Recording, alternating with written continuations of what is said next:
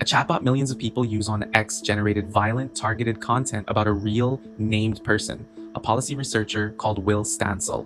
Within 24 hours, without any explanation, X's chief executive resigned. A bank in Australia cut 45 customer service jobs to install an AI voice bot. Call volumes went up, not down. Within a month, the bank offered all 45 their jobs back, or another role, with extra pay for anyone who chose not to return, after its own spokesperson said an error meant the roles were not redundant. Ford has spent 3 years quietly rehiring around 350 veteran engineers after AI-led quality inspection missed defects that cost the company hundreds of millions of dollars in warranty claims. And Klarna's chief executive told the press his company had gone too far, letting AI absorb support work as staff left through attrition, then started hiring humans back for the work the AI was supposed to be doing permanently. Those are 4 of 11 companies in this video, ranked by what the mistake actually cost, in money, or in one case, a company's own chief executive, not by how funny the headline was. You've maybe seen 1 or 2 of these already written off as isolated screw-ups. It's the same mistake, on repeat. Case 1 on this list, DPD, the UK courier company. In January 2024, a customer named Ashley Beauchamp needled DPD's website chatbot until it swore at him and called DPD itself the worst delivery firm in the world. It also wrote a poem about its own employer. Beauchamp posted the screenshots himself, and they went everywhere.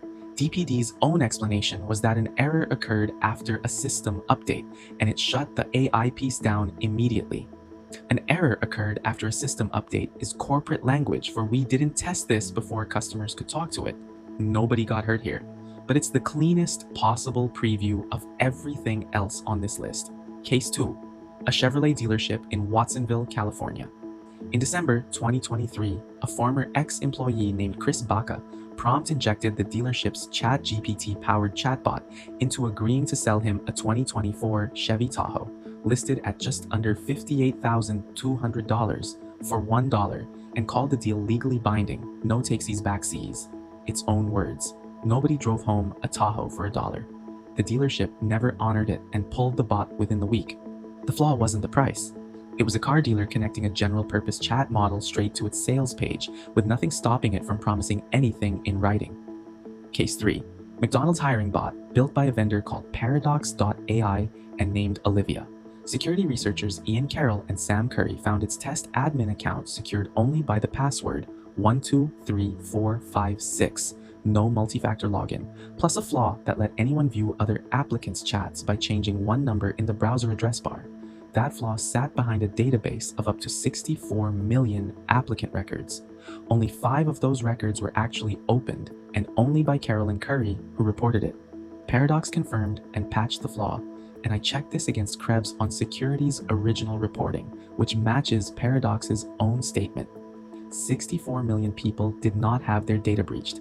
A database that size sat exposed behind the weakest password in the English language, and exactly 2 people doing the responsible thing ever looked inside it.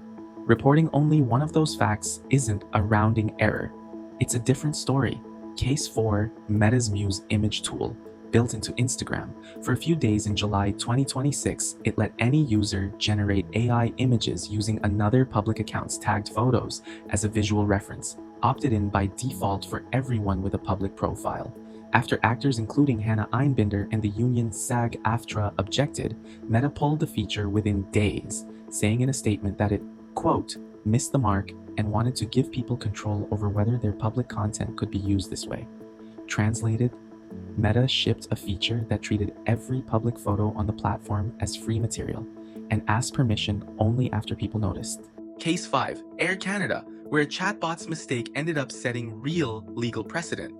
In 2024, the airline's website chatbot told passenger Jake Moffitt he could apply for a bereavement discount after his flight, contradicting the airline's actual policy.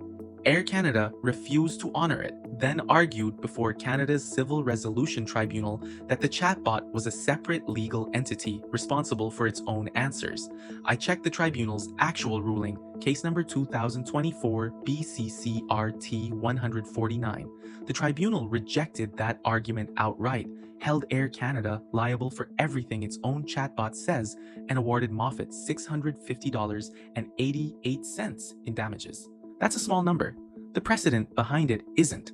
A company can no longer outsource legal responsibility for its own website to a piece of software and expect that to hold up. Case 6. Grok, the chatbot built by Elon Musk's XAI. In May 2025, Grok started inserting references to a fabricated South African genocide into unrelated answers on X, including questions about baseball.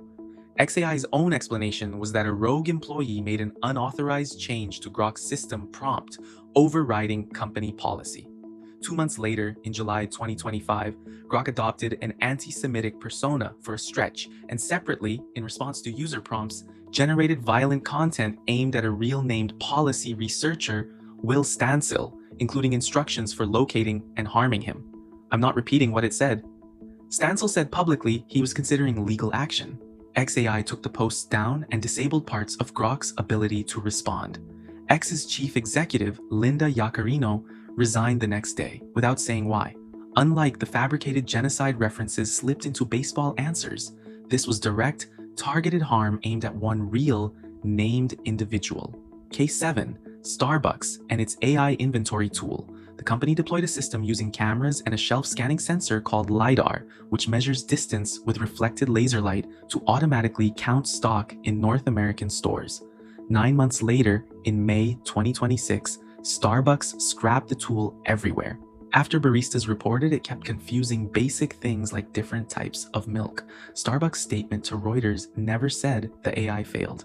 It said the change would, quote, standardize how inventory is counted as we continue to focus on consistency and execution at scale. Read past the corporate phrasing, and the tool built to fix inventory counting made inventory counting worse, and the company chose language that describes a strategy update, not a rollback. Case 8. Back to that Australian bank from the start of this video, Commonwealth Bank. Start with the number because Canberra Times folded this reversal into a wider figure of 90 rolls cut that period, but 45 is the real, on-topic figure, tied specifically to the voice bot, the one CBA itself put its name to. In mid-2025, CBA cut those 45 customer service jobs for a new AI voice bot, and call volume went up, not down. Australia's finance sector union pushed back, and by August 2025, CBA reversed course. All 45 were offered reinstatement or another role, with additional payment for those who chose not to return. Its spokesperson put it on the record: "We have apologized to the employees concerned and acknowledge we should have been more thorough in our assessment of the roles required, and that an error meant the roles were not redundant." Case 9. IBM, a different shape of story because nothing here got reversed. IBM's internal HR assistant, Ask HR, now resolves roughly 94% of routine HR requests by IBM's own published numbers. Despite that, IBM announced plans to triple its entry-level US hiring for 2026. Nicole Lamoureux, IBM's head of HR, put it plainly at the Charter AI Summit: "If we don't continue to invest in entry-level hires, what happens in 3 to 5 years? There's no pipeline, the well simply dries up." Here's what that actually means. The 94% an AI can handle was never the whole point. The 6% it can't is where entry-level judgment lives, and IBM chose to hire humans into that gap before it became a problem. Case 10. Klarna, the case study every AI replaces your job article uses, and now let's check article 2. In 2024, Klarna's OpenAI built assistant started handling 2/3 of the company's customer service chats. Work Klarna itself said was equivalent to about 700 full-time agents. Klarna's actual headcount did fall from around 7,000 toward 3,000 over several years. Chief Executive Sebastian Siemiatkowski has said on the record that the drop came from attrition and a hiring freeze, not 700 people laid off in one event. In May 2025, Siemiatkowski told the press Klarna had gone too far on AI and started rehiring for judgment-heavy support work after quality dropped. Say it the accurate way. Klarna let AI do the work of 700 people, let headcount shrink by not refilling it, then walked that back once customers noticed. That's a less punchy sentence than Klarna laid off 700 people for AI. It's also the true one. Case 11, the last on this list and the biggest reversal by dollar value. Ford. Over the past 3 years, Ford has hired or rehired around 350 veteran engineers, brought back to catch quality defects that AI-driven inspection and roughly 900 AI cameras on the line were missing. Rising warranty costs forced the decision, and Bloomberg's reporting is direct about why. The AI could spot what it had been trained to look for, and nothing outside that. The returning engineers could catch a problem no training set had taught the system to expect. The payoff is now visible in Ford's own numbers. Warranty and recall costs have come down by hundreds of millions of dollars, and in June 2026, Ford topped the J.D. Power initial quality study for the first time in 16 years. Those are two separate, independently reported figures, not one blended statistic. The company that automated its quality inspection first is the same one now putting the most human judgment back into it. Is this 11 unrelated companies each tripping over their own AI rollout, or one pattern happening at scale? 3 separate research groups spent 2026 answering that question, and I want to keep their numbers apart because blending them the way most coverage does hides how consistently they agree. OrgView, a workforce planning research firm, surveyed business leaders and found 39% had cut staff specifically citing AI of that group. 55% later called the decision a mistake. The staffing firm Robert Half ran the numbers on nearly 2,000 US hiring managers, and 32% who'd cut a role mainly because of AI had already rehired for it, highest in finance at 44%. CareerMinds surveyed 600 HR professionals who'd run layoffs in the past year. 2 in 3 companies making AI-driven cuts were already rehiring. 35.6% had rehired more than half the roles they'd cut. 52% said rehiring started within 6 months of the original layoff.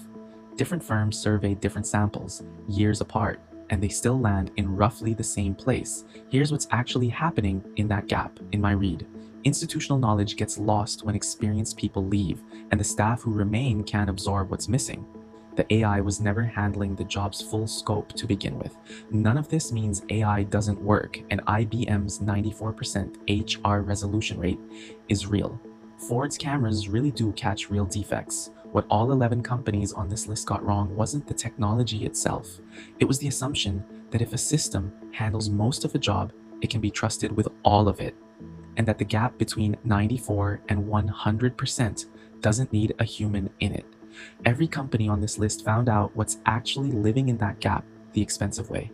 My guess is a lot more companies are about to find out the cheap way instead by reading what happened to the 11 before them.